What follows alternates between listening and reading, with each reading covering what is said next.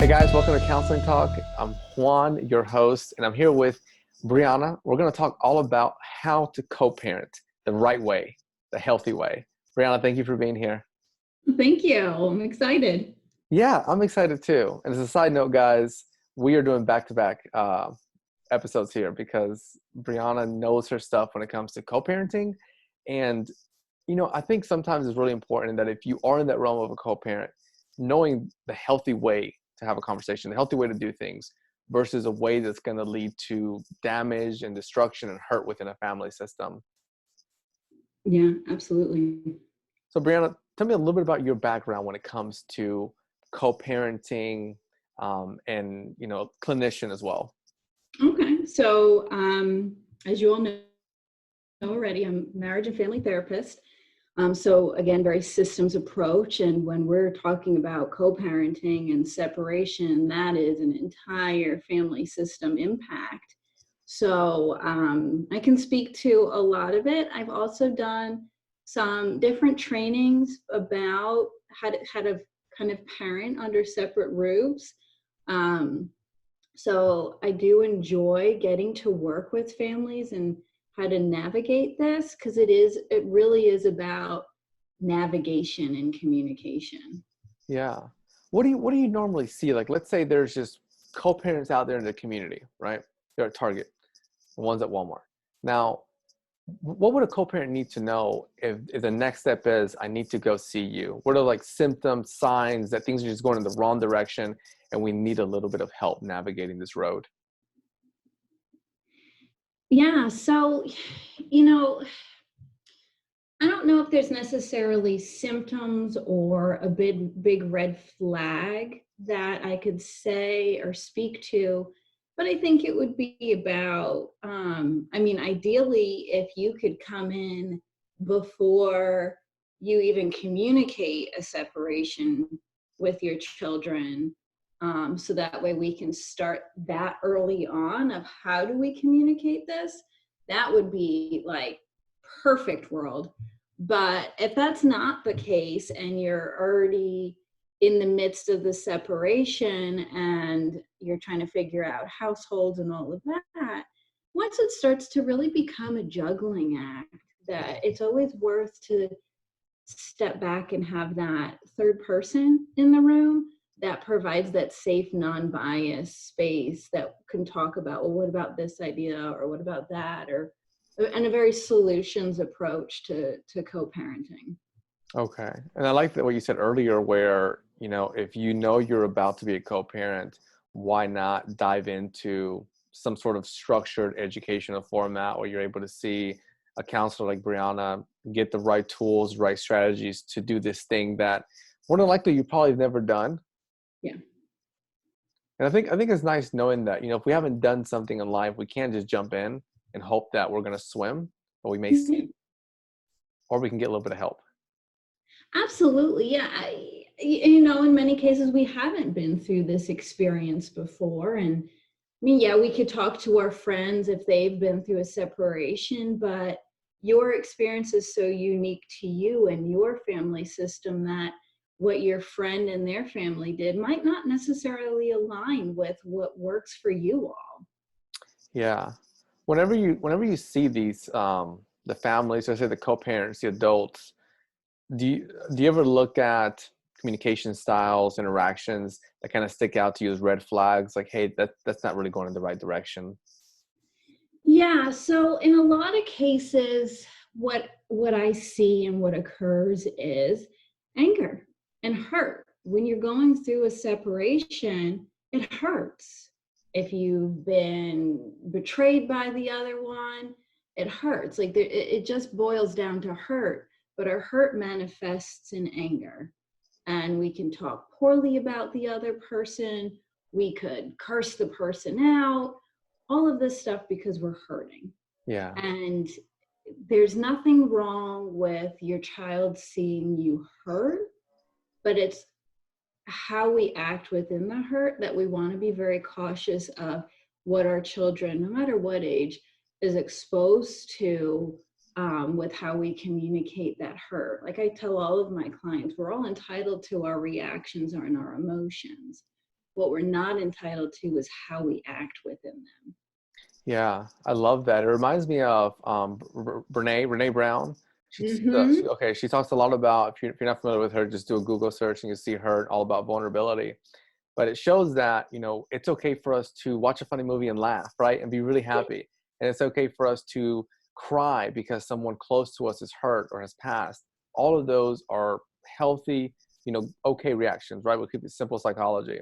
But then comes this point where, let's say a scenario, your kid comes from school, you pick him up in the car rider line, and then he just starts cursing at you because he's so pissed, right? It's okay for him to be upset, but the way that he's delivering that message and projecting it, that's where it's not okay. And you're saying the same thing with adults and co-parents, that, if you guys are hurt, if you had a bad day, a bad interaction, that's okay.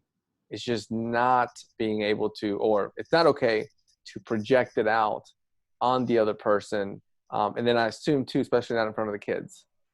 Absolutely. And like using the example you just said of like the child gets in the car at the end of the day and the child's pissed, the other reverse could be that mom was supposed to pick up the child and it ends up dad's picking up the child, and the child gets in the car and is like, hey, I thought mom was picking me up. And then you don't want to get to the point where dad's like, well, yeah, and starts bad mouthing mom.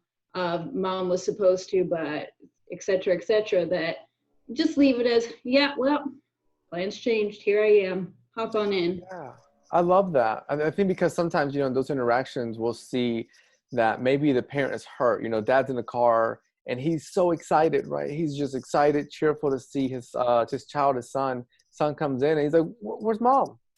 And then that could be so hurtful. It could be extremely hurtful because maybe dad's looking for, hey, dad, I love you. Can I get a hug? Right? Something like that. But dad's not receiving it.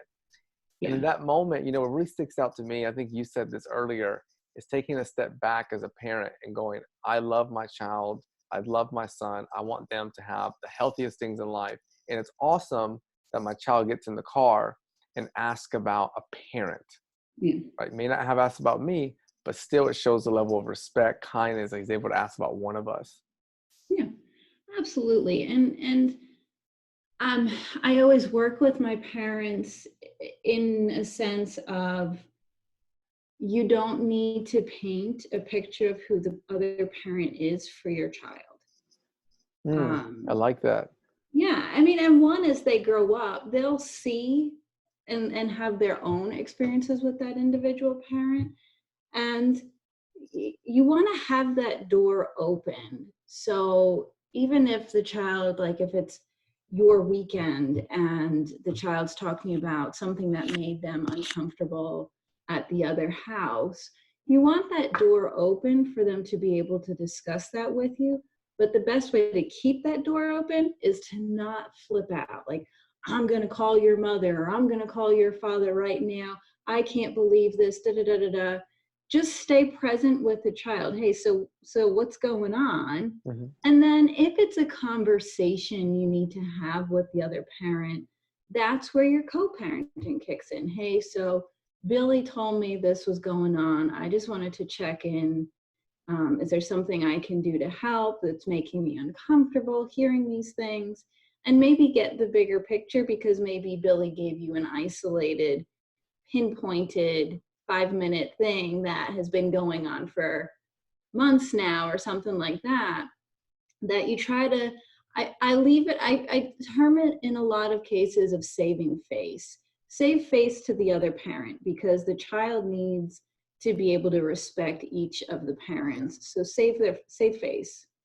Yeah, it's a strong message you put there. If we as a parent allow ourselves to show the child that the other parent can be disrespected or bad-mouthed and treated in a negative manner, we're also teaching the child that they can treat another person in a negative manner. Absolutely. And that may at some point reflect to the child treating that very parent, a school teacher, their soccer coach. And then at that point, we're kind of stepping back and go, wow, did I add to that system? Did I create that? Yeah. I mean, because our children learn from us. So we always want to be our best example and put our best foot forward. It doesn't mean we're perfect at it by any means, but they're learning from us. So if we're teaching them, that it's okay to badmouth someone, then if they turn around and do it to somebody else, they learned it somewhere. Yeah. And do you see the same thing with, there's bad mouth, which is verbal, it's loud, your mom is this, or I can't stand your dad, right? Is there also like nonverbal, as far as parents that don't say anything, or they don't ask the child, hey, did you have an awesome time at mom's? Yeah, so in a lot of cases there could be the, hey, how was your weekend, to show interest in what they did over at dad's or what they did over at mom's Hmm. over the weekend. And it's just a genuine, hey, how was your weekend? Yeah. It's not to poke and prod at, pull apart, what did you do this weekend? Did you have a better weekend with dad than you do with me? Because I do see that a lot of that envious of, well, dad doesn't have any roles, so that's why you have more fun at dad's. Yeah. So you want to kind of check that at the door and just genuinely ask, hey, how was your weekend? And then, in a lot of cases, the thing that I find crucial is when you get to a point where the hurt isn't so strong, to show the child that you two can be in the same room together. Yeah. You That's might not powerful. be friends, and that's okay. You don't have to be friends. You have to co-parent. But you don't want the child to feel anxious of like, oh, my graduation is coming up and mom and dad are going to be there, Hmm. or mom and dad's girlfriend's going to be there, and what is going to happen. And now the graduation, which is supposed to be an exciting Yeah. moment for this child, now becomes about fear of how are their parents going to interact, and are their parents going to embarrass them at their graduation.